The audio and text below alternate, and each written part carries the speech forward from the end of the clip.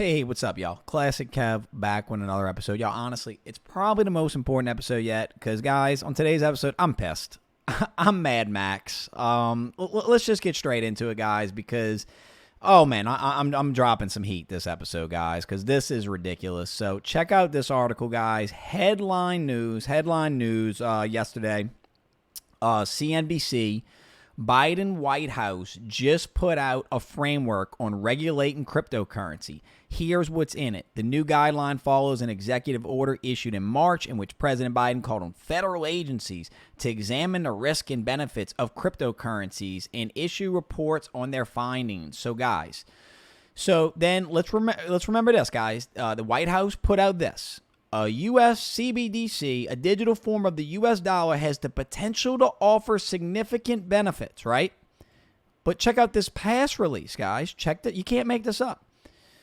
From the United States government, digital assets pose meaningful risks for consumers, investors, and businesses. Prices of these assets can be highly volatile. So the first thing people are asking, are they going to ban cryptocurrency?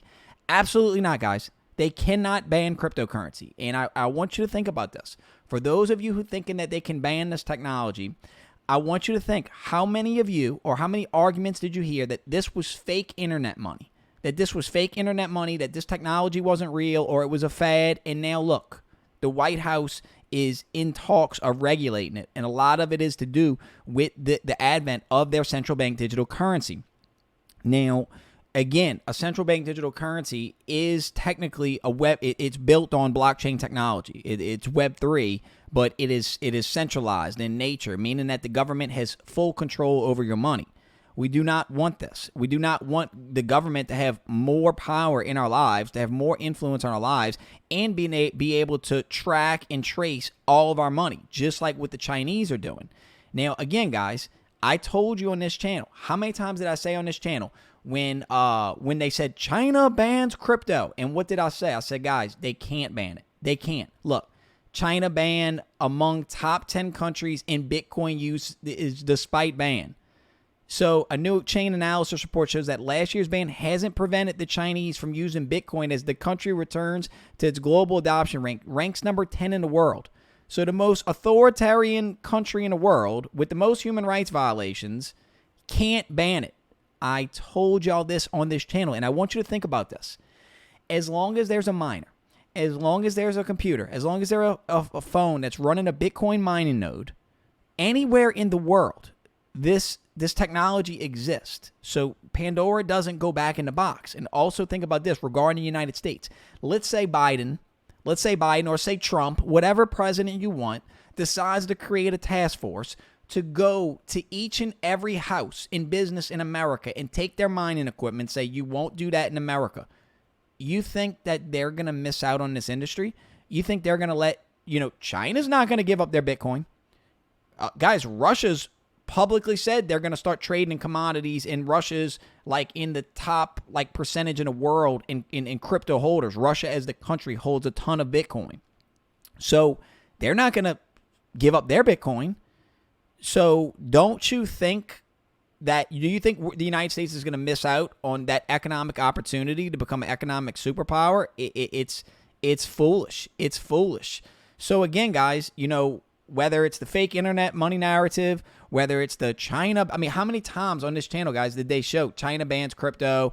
Oh, look, how many people would send me tweets like China bans crypto, and I would tell them, guys, you can't ban this technology. It just exists. And I understand that sounds wild, and it's just new, and it is kind of hard to explain. But again, guys, look, China is back among countries with the highest level of Bitcoin and cryptocurrency adoption rate. So again, you're probably asking, so what does this regulation mean? Clearly, the Biden administration has crypto right in their bullseye. Well, I'll show you. I'll show you what it's all about. And what the crypto regulation is all about is this. Check out this CoinDesk article. Environmental groups to spend another $1 million on Bitcoin code change after the merge. The change the code, not the climate campaign, is upping its efforts following Ethereum switch to proof of stake. So this is the next kind of thing we're going to start seeing, guys, the next attack. So we've seen the China bans it. We've seen the fake internet money. I've showed y'all, Warren Buffett said it was rat poison. Now Warren Buffett's investing billions of dollars into a Bitcoin bank. You guys know Michael Saylor. Michael Saylor slams proof of stake, says Bitcoin is most efficient. So I think, and guys, look here, CNN headline news, the world's second biggest cryptocurrency just got a lot greener. So I think as our government introduces central bank digital currencies, now they're publicly telling you they're coming. They're publicly telling you, Jerome, whether it's Jerome Powell or Biden, they're telling you the central bank's digital currencies are coming. So what we're going to see is because they're not going to be able to stop Bitcoin, they're not going to be able to ban it. None of that's going to happen. I mean, guys, you think they're going to ban Bitcoin? Shit, half the politicians own it. You think they're going to lose out on this Bitcoin money? Absolutely not. Absolutely not. And then even if they do ban it, oh, look at the war on drugs. How did that work out? I mean, guys, you think that people are going to give up their Bitcoin, something that the government cannot take? Do you realize this is unconfiscatable property? You cannot confiscate this property. So my Bitcoin, it cannot be confiscated. If you have it on a ledger and you remember, say you're able to remember your seed phrase in your head, which if you think about it, it's not that hard, guys. It's not that hard because we used to remember phone numbers. I remember a time before cell phones, and I remembered like every single phone number. And I'm not a super genius, so I think that we have a little more. I think we have the capacity to remember that. But again, I'm not telling you to remember your seed phrase, not financial advice, of course. But I'm just saying that we do have the capacity to do that, and if you're able to do that, then your Bitcoin can never be confiscated. So I think that's valuable. And again, the CPI data numbers just came out. Look at the amount of inflation. And I ask you, because I've talked about inflation on this channel damn near every episode. and I'm telling you that, like, this is something that's going to be around for a while. And I know they're raising interest rates. And I understand the theory. I understand the economic theory. And I could be wrong that raising interest rates is going to stop the inflation. No, I don't think it does, because the amount of money that we printed is unprecedented. The amount, the pandemic response, the amount of money, and the amount of money we're sending to Ukraine currently, it's ridiculous. Speaking of Ukraine, oh guys, I got a wild Ukraine story. Oh yeah, definitely gonna want to see this. Ukraine supermarket chains to accept cryptocurrencies through Binance Pay. So guys, various retail with over 100 supermarkets across Ukraine has partnered with the world's leading digital asset leader, Binance, to launch cryptocurrency payments. Customers will now be able to order groceries online and cover the bill through Binance Pay wallet. So, guys, you see, obviously we know all this money's going to Ukraine.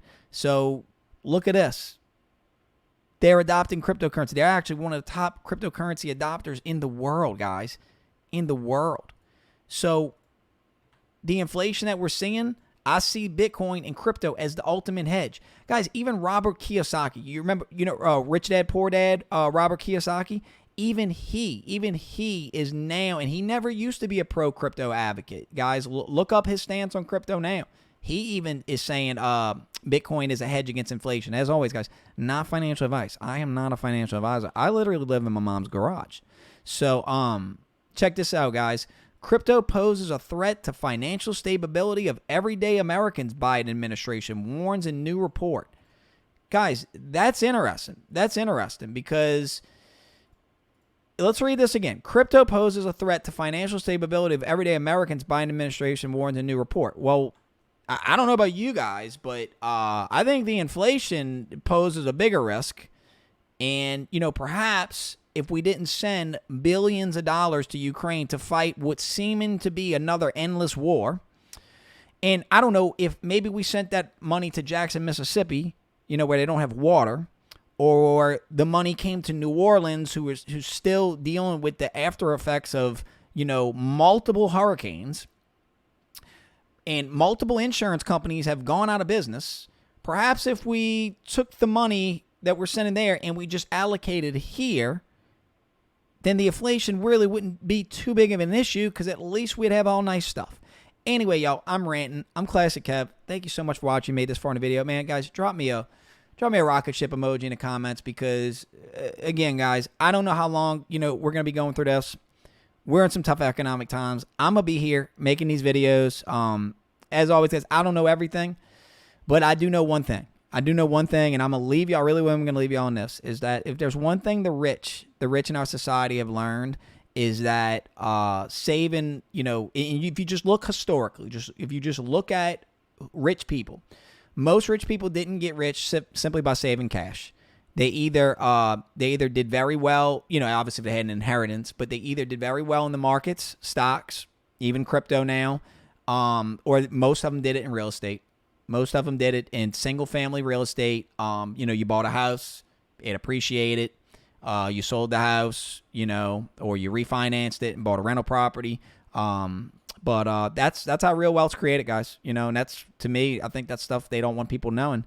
They don't want you knowing how to create real wealth. They don't want you, because then if everybody's rich, who's going to work and pay taxes? Anyway, y'all, I'm ranting again. I'm Classic Kev. Thank you so much for watching. I'm out. Peace.